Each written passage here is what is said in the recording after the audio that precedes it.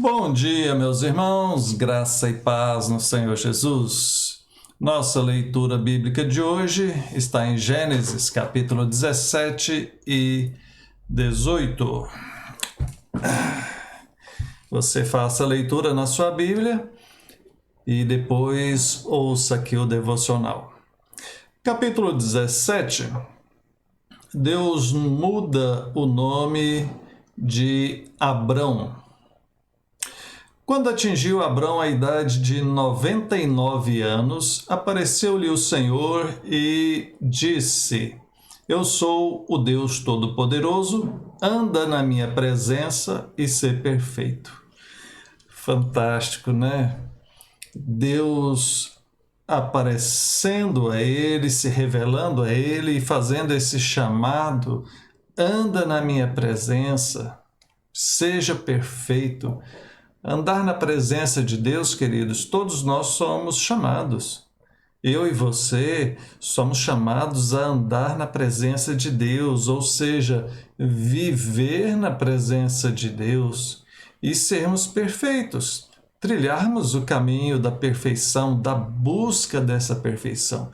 Claro que neste mundo jamais conseguiremos essa plenitude só na glória, mas esse é o objetivo, é de procurarmos ser santos e perfeitos, não?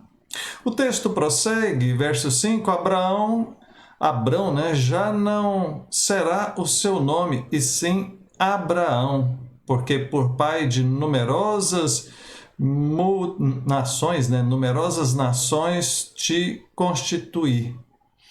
Então, veja, Deus muda o nome de Abrão para Abraão. E aí é bom a gente entender um pouquinho dessa diferença, né? Por que Deus fez essa mudança? E a gente observa vários personagens bíblicos que têm seu nome mudado. Abrão, em hebraico, Abram, significa grande pai. E Abraão significa pai de muitos. Né? E isso aponta para essa promessa, essa aliança que Deus fez com ele, prometendo que a descendência dele seria numerosa como as estrelas do céu.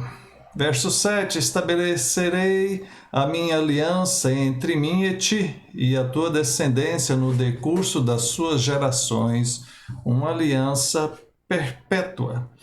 E aí, após Deus fazer essa aliança com ele, mudar o nome dele, agora Abraão, né? A gente acostuma tanto falar Abraão, que às vezes é até difícil falar Abrão. Então, Deus agora orienta ele e essa aliança teria um sinal. E esse sinal foi a circuncisão, a partir do verso 9. Disse mais Deus a Abraão: guardarás a minha aliança, tu e a tua descendência, no decurso das gerações. Esta é a minha aliança que guardareis entre mim e vós e a tua descendência. Todo macho entre vós será circuncidado. Circuncidareis a carne do vosso prepúcio. Será isso por sinal de aliança entre mim e vós. O que tem 8 dias será circuncidado. Veja, então, às vezes a gente olha hoje algumas coisas do Antigo Testamento e acha estranho, né? Mas por que isso? Por que foi desse jeito? E talvez a gente não obtenha todas as respostas, mas o fato é que essa era a vontade de Deus e Deus quem estabeleceu dessa forma. E diz aqui que essa situação era um sinal, verso 11, sinal de aliança entre mim e vós. É Deus falando. Então, era apenas um sinal que iria distinguir aqueles que pertenciam a ele. Diz que seria circuncidado a carne do vosso prepúcio. Né? Hoje a gente conhece como a cirurgia de fimose. A maioria dos homens faz isso, né, por questões médicas, por questões de saúde, de higiene, mas naquela época era um sinal. Então todo macho, todo homem, já quando nascia, ao 8º dia já era circuncidado. E interessante, porque eu li certa vez muitas das leis que Deus colocou naquela época tinham também um objetivo sanitário, de proporcionar uma melhor saúde para aquele povo, né? Como essa questão da circuncisão, como a questão de não comer o sangue, a questão de todas as coisas que se tornavam imundas, dos animais que não podia comer, da pessoa que estava em lepra ficar afastado, da mulher que estava com fluxo de sangue, para não tocar no defunto, se trocasse tinha que ter um tempo de observação. Todas essas leis eram para o bem, para o cuidado e proteção do povo dele. Então, pode parecer estranho para nós hoje, em pleno século XXI, mas lá naquela época Deus tinha todo um propósito sobre aquilo. Prosseguindo aqui, capítulo 17, verso 15, disse também Deus a Abrão, agora Deus vai mudar o nome de Sarai. Disse também Deus a Abrão, a Sarai, tua mulher, já não lhe chamarás Sarai, mas Sara. Então antes ela chamava Sarai e agora Sara. Aí o significado é basicamente o mesmo, que é princesa, o significado de Sara ou Sarai. Mas de uma forma mais clara na língua hebraica, Sarai significava minha princesa e Sara significa basicamente princesa para todos. Então, o Sarai, esse i no final, trazia a questão do pronome possessivo. Então, era minha princesa. E agora, somente Sara é princesa no modo geral, para todos. E isso aponta para o fato de que ela também fazia parte dessa aliança, e não apenas Abraão, certo? Veja, na sequência aqui, verso 16, abençoá-la-ei e dela te darei um filho. Sim, eu a abençoarei e ela se tornará nações, reis de povos procederão dela.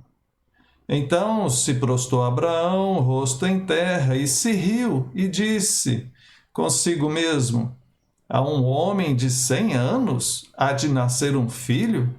Dará à luz Sara com seus 90 anos? E Deus responde, de fato, Sara, tua mulher, te dará um filho, e lhe chamarás Isaque. Então, Abraão já está bem idoso, 100 anos, Sara com 90 anos, e mesmo assim, Deus concede esse milagre, essa bênção a eles. Entramos no verso, ou melhor, no capítulo 18, fala a respeito dos anjos aparecendo a Abraão e firmando essa aliança com ele, né? Deus aparece, ele olha, vê ali e diz, Senhor meu, se acho mercê em tua presença, rogo-te que não passes de teu servo. E aí nós observamos como que Deus o abençoa, como que Deus o sustenta. Observamos aqui Deus anunciando a destruição de Sodoma e Gomorra a partir do verso de número 16. Tendo se levantado dali aqueles homens, olharam para Sodoma e Abraão ia com eles para os encaminhar. Disse o Senhor: ocultarei a Abraão o que estou para fazer, visto que Abraão certamente virá a ser uma grande e poderosa nação. Verso 20, disse mais o Senhor: com efeito, o clamor de Sodoma e Gomorra tem se multiplicado e o seu pecado se tem agravado muito. Olha, a história de Sodoma e Gomorra aponta muito para o que temos vivido.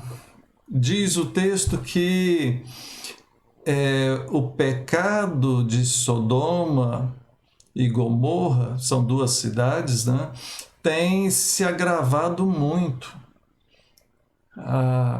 Como o pecado tem se agravado, tem crescido ultimamente, nós que temos o temor de Deus, a gente fica às vezes preocupado, indignado com tanta coisa ruim que a gente observa.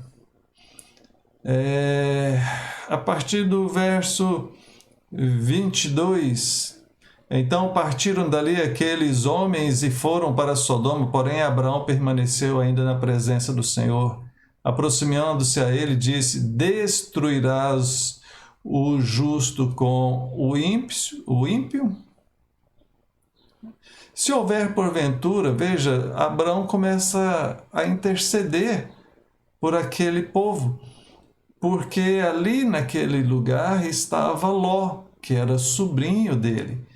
E então ele começa a interceder. Se houver porventura 50 justos, mesmo assim o Senhor vai destruir? Ele diz: não, se eu achar 50 justos ali, não vou destruir. Verso 28, na hipótese de faltarem 5 para 50, mesmo assim vai destruir? Não, não vou.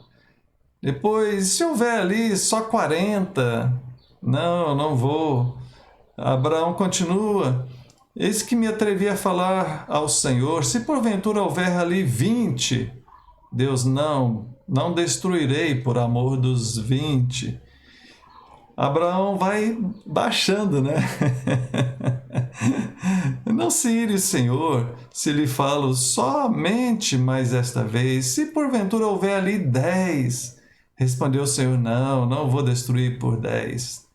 Tendo cessado de falar a Abraão, retirou-se o Senhor e Abraão voltou para o seu lugar. A história vai continuar no próximo capítulo e vai ficar para a nossa próxima meditação. Mas eu quero destacar aqui, queridos, duas coisas: a atitude do homem e a atitude de Deus.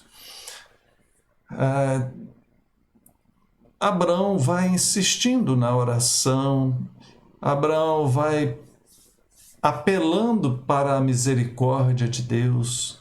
Senhor, mas se lá só vai destruir aquele lugar, mas e se tiver ali pessoas boas? Deus, não, se tiver, não vou destruir. Mas e se for só um pouquinho de pessoas boas? E a resposta de Deus é: por amor desses bons, desses justos, eu não destruirei. E isso aponta a importância da presença da igreja no mundo. Eu moro numa cidade de 350 mil habitantes.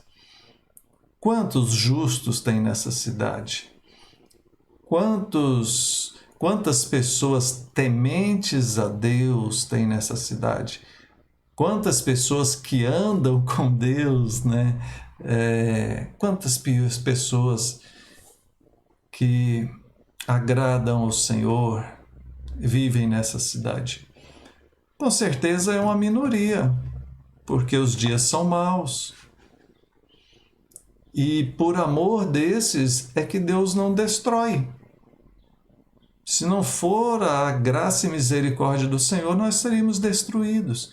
Mas veja a importância da presença da igreja no mundo. Nós somos o sal da terra, a luz do mundo. Não há nada de bom em nós, mas nós somos instrumentos de Deus. E por amor a esses que pertencem a Ele, é que Deus não destrói tudo. Sabe? Aí vem essa parte do amor e da misericórdia de Deus. Todos nós somos maus, mas Deus é muito misericordioso. Muito misericordioso. Louvado seja o Senhor. Nós vamos parar por aqui, depois a gente continua. Deus abençoe, vamos orar. Pai querido, louvado seja o teu nome. Muito obrigado pela grande misericórdia do Senhor. Por amor da tua igreja, Pai, tem misericórdia e perdoa a nossa cidade, o nosso país, esse mundo, e que a tua bênção seja sobre todos. No nome de Jesus. Amém. Grande abraço e até mais.